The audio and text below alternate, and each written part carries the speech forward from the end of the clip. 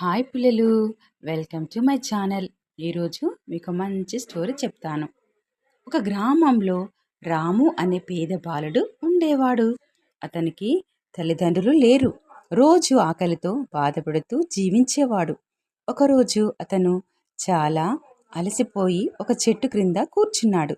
దేవుడా, నాకు సహాయం చేయవా అని కన్నీళ్లతో ప్రార్థించాడు.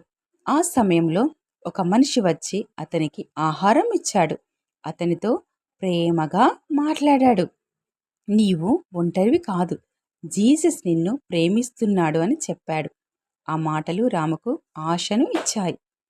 ఆ రోజు నుంచి అతను ప్రతిరోజు జీసస్కి ప్రార్థించసాగాడు. కొన్ని రోజుల తర్వాత అతనికి ఒక మంచి వ్యక్తి దగ్గర పని దొరికింది. అతని జీవితం నెమ్మదిగా మారిపోయింది.